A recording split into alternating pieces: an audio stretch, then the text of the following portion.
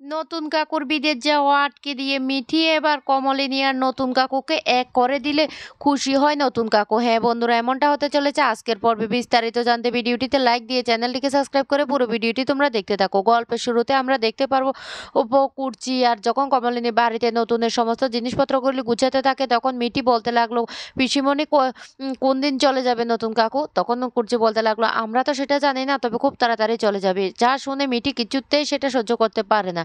মিটি তখন বলতে লাগলো, আমাকে একবার নতুন কাকুর কাছে গিয়ে কথা বলতে হবে। অন্যদিকে দেখা যায় সবাই মিলে সোহিনী, চন্দ্রপি সবাই মিলে টিভি দেখতে থাকে। আর তখনই হঠাৎ করে নিউজে দেখাতে থাকে মেঘালয়ের করিমতলি যে নামে এক জায়গায় 4জন সন্ত্রাসী মিলে সেখানে নারী পাচার থেকে শুরু করে বিভিন্ন ধরনের অবৈধ কাজকর্ম চালাতো, এমনকি দেহবশ মতো জঘন্য কাজও করতো। তারা মেয়েদেরকে বিভিন্ন জায়গায় পাচার করতো।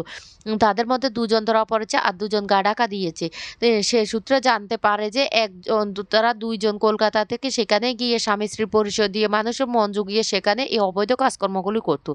যা শুনে রীতিমতো চমকে যায় ঠামি এবং বুবলাই। বুবলাই তখন বলতে লাগলো, ও বাবা, এই কি ঘটনা? এমন ঘটনা তো আগে কোনোদিন শুনতে পাইনি। বর্ষা তখন বলতে লাগলো, সোহিনী আন্টি, তোমরাও তো মেঘালয়ে তলি জায়গাটাতে ছিলে। এই কথাটা বলতে সোহিনী তখন বলতে লাগলো, ছিলাম তো, ছিলাম, দেখতেই তো পারছো কি ভয়ানক জায়গা। তারপর আমরা অন্য জায়গায় শিফট করে ফেলি। এদিকে চন্দ্র মনে মনে ভয় পেতে থাকে আর বলতে লাগলো, এবার কি করব সেটাই তো বুঝতে পারছি না। না না, আমাকে এখান থেকে গিয়ে একটা ব্যবস্থা করতে হবে। তখন চন্দ্র বলতে লাগলো, ঠিক আছে তোমরা সবাই বসো, আমার না একটা কাজ আছে, আমি ঘরে যাচ্ছি।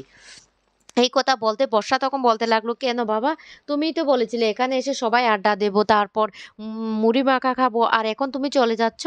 তখন এই কথা বলতেই ঠাম্মি বলে উঠে, তাহলে মুড়িগুলি গিয়ে নিয়ে আসো না, মুড়ি মাখাটা খাবে খাবে বলছো, সেটা না আনলে?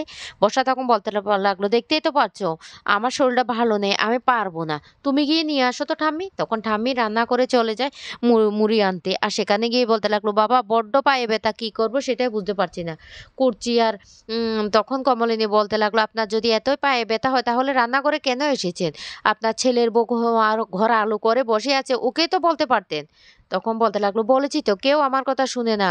আমার পাটা যে এতটা ব্যথা, কি করব, না এসে তো উপায় নেই, কেউ তো কোনো কথা শুনছে না। কমলিনী তখন বলতে লাগলো, আমার সময় তো আপনাকে এসব কিছুই করতে হতো না, এখন কেন আপনি করছেন? দুটো মুঠো খাওয়ার জন্য আপনাকে তো বলেই দিয়েছি, দুমুঠো খাওয়ার জন্য আপনাকে কাজ করতে হবে না, তারপরেও কেন আপনি কাজ করছেন? তখন এই কথা শুনতে পেয়ে ঠাম্মি বলতে লাগলো, কি করব, কি করব? এদিকে সোহিনী আর চন্দ্র বলতে লাগলো, দেখতে পেয়েছো কিভাবে কুমন্ত্রণা দিচ্ছে তোমার মাকে, চলো চলো সেখানে গিয়ে কিছু বলতে হবে। আর এসে সোহিনী তখন বলতে লাগলো, কি দিদি, যেই যে এই মাকে একা পেয়েছো তেমনি ওকে কুমন্ত্রণা দিতে শুরু করে দিয়েছো, আমাদের বিরুদ্ধে খেপিয়ে তুলছো। কমলিনী তখন বলতে লাগলো, এসব না আমাদের বাড়িতে কোনোদিন হয়নি, তুমিও আসার পর থেকে হচ্ছে। আর মাঝে মাঝে বর্ষ এরকম ধরনের কথা বলতো, কিন্তু জিজ্ঞেস করো। তখন বুবলাই বলতে লাগলো, ঠাম্মি তুমি যদি না পারো তাহলে আমাকে বলতে, বাড়ির অন্যদেরকে বলতে, তুমি কেন এখানে আসতে গিয়েছো? ঠাম্মি তখন বলতে লাগলো, সবাইকে তো বলেছি, কেউ তো কোনো কথা শুনলো না, তোর বউ কোনো কথা শুনলো না, সোহিনীও কোনো কথা শুনলো না, তাহলে আমাকে তো বাধ্য হয়ে আসতে হয়েছে। তখনই কমলিনী বলতে লাগলো, ছি, লজ্জা করে না? বড় বড় কথা বলছো, এরকম একটা বয়স্ক মানুষকে খাটিয়ে মারছো, তার উপর বড় বড় কথা বলছো। চন্ড তখন বলতে লাগলো, মা মা মা, তোমার কি দরকার, আমাকে বলো, আমি করে দিচ্ছি, তুমি কেন এভাবে নিজেকে কষ্ট দিচ্ছ? সোহিনী তখন বলতে লাগলো, আমিও তো বুঝতে পারিনি মায়ের যে এতটা পায়ে ব্যথা, এরকম জানলে তো আমি মুড়ি মাখাটা বানিয়ে দিতাম। মা এদিকে দিন তো, আমি বানিয়ে দিচ্ছি। এই বলে আবার ঠাম্মিকে নিয়ে সবাই চলে আসে ড্রয়িং রুমে। আর অন্যদিকে দেখা যায় মিটি ঘরে নেই। মিটি চলে গিয়েছে নতুন কাকুর কাছে। আর সেখানে গিয়ে নতুন কাকুকে জড়িয়ে ধরে কান্না করে বলতে লাগলো, নতুন কাকু, তুমি আমাকে ক্ষমা করে দাও। আমি যদি আজকে তোমার মেয়ে হতাম, তুমি কি এভাবে আমার উপর অভিমান করতে পারতে? আমি তো তোমার মেয়ে। নতুন কাকু তখন বলতে লাগলো, কি বলছিস মিটি, আমি তোর উপর একটু অভিমান করিনি, তুই সত্যি কথাই তো বলেছি। মিটি তখন বলতে লাগলো, কোনটা সত্যি কোনটা মিথ্যে সেটা আমি জানি না, তবে আমি বুঝতে পারছি না আমি কি বলছি, কি করছি, সেটা আমি কিছু বুঝতে পারছি না। নতুন কাকু, তুমি আমাকে ক্ষমা করে দাও। তখন নতুন বলতে লাগলো, না রে মিঠি, তোর উপর আমার কোনো অভিমান নেই। এদিকে কুর্চি আর কমলিনী রান্না করে নুডলস বানাতে থাকে। আর ঠাম্মি তখন বলেছিল, নুডলস বানাচ্ছ তোমরা? তখন কমলিনী বলেছিল, মা আপনাকেও আমরা দেবো, আপনি খাবেন? এরপরে কমলিনী নুডলস নিয়ে যখনই ঠাম্মিকে দিতে যায়, সোহিনী তখন বলতে লাগলো, কি ভেবেছো, কি ভেবেছো তুমি নুডলস রান্না করে দিলে মা সেটা খাবে? চন্ডা তখন বলতে লাগলো, কোন অধিকারে, তুমি তো ডিভোর্সি ছেলের বউ, তাহলে তোমার নুডলস কি মা খাবে? তখন মানে এই কথা শুনতে কমলিনী বলতে লাগলো, নুডলস খাবে কি না সেটা মায়ের ব্যাপারে। মা ইচ্ছে হলে খাবে, মা ইচ্ছে না হলে খাবে। আমি দিচ্ছি একটাই অধিকারে। একটা অসহায় মানুষকে এভাবে তোমরা খাটিয়ে মারছো। আর ওই মানুষটাকে বোঝানোর জন্য যে দুমুঠো খাওয়ার জন্য ওনাকে এভাবে কাজ করতে হবে না। সেই জন্য আমি নুডলসটা দিয়েছি। ওনার ইচ্ছে হলে খাবে, ইচ্ছে না হলে খাবে না।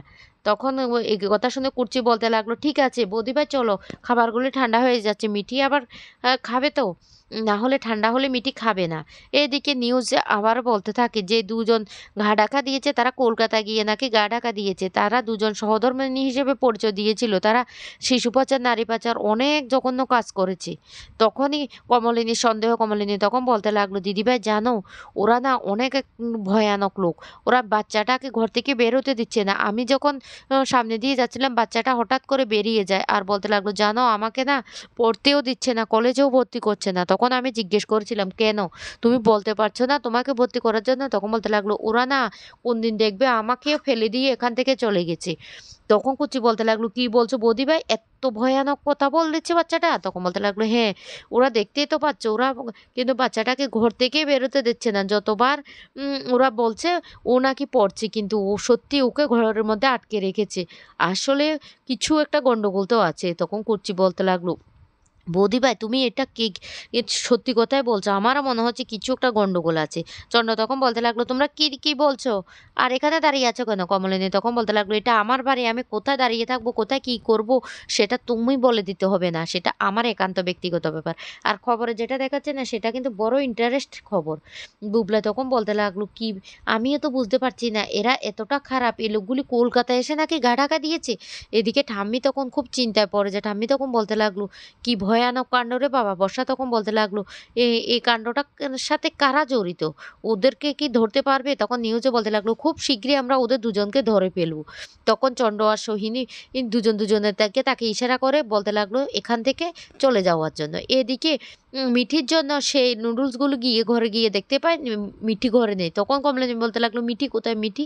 কুর্চি তখন বলতে লাগলো, বৌদিভাই দাঁড়াও আমি একটা ফোন করি। তখনই ফোন করে মিঠির কাছে, আর মিঠি ফোন রিসিভ করে বলতে লাগলো, আমি নতুন কাকুর কাছে এসেছি। তখন এই কথা শুনে কুচি বলতে লাগলো, কি বলছিস মিঠি? মিঠি তখন বলতে লাগলো, হ্যাঁ পিসিমণি তুমিও মাকে নিয়ে একবার নতুন কাকুর বাসায় আসো। তখন এই কথা শুনে কুচি বলতে লাগলো, ঠিক আছে। এরপরে কমলিনীকে বলতে লাগলো, বৌদিভাই মিঠি নাকি নতুনদার বাসায় গিয়েছে, চলো তোমাকে আর আমাকেও যেতে বলেছে, কি যেন দরকার আছে। তারপর কমলিনী আর কুচি বেরিয়ে পড়ে নতুনের বাড়ির উদ্দেশ্যে। এদিকে নতুন বলতে লাগলো, ওদেরকে কেন ডেকেছিস মিঠি? তুই এসেছিস ওদেরকে কেন ডেকেছিস মিঠি? তখন বলতে লাগলো, কেন ডেকেছি আসলে তুমি বুঝতে পারবে। তারপর ওরা যখন আসে তখন মিঠি ও নতুন কাকুকে বলতে লাগলো, এই কথাটা আমি এর আগেও আমার মাকে বলেছি। নতুন কাকু তুমি কি পারো না আমার মায়ের সাথে একসাথে থাকতে? আমি চাই লোকের মুখে এর সমস্ত কথাগুলি বন্ধ করে দিয়ে তুমি আর মা যেন একসাথে থাকো। তখন কমলিনী বলতে লাগলো, মিঠি তুই এসব কি বলছিস? মিঠি তখন বলতে লাগলো, আমি যেটা সত্যি সেটাই বলছি। আমিও চাই তোমরা দুজন একসাথে থাকো। নতুন তখন বলতে লাগলো, এটা কি সম্ভব? মিঠি তখন বলতে লাগলো, সম্ভব। সবকিছু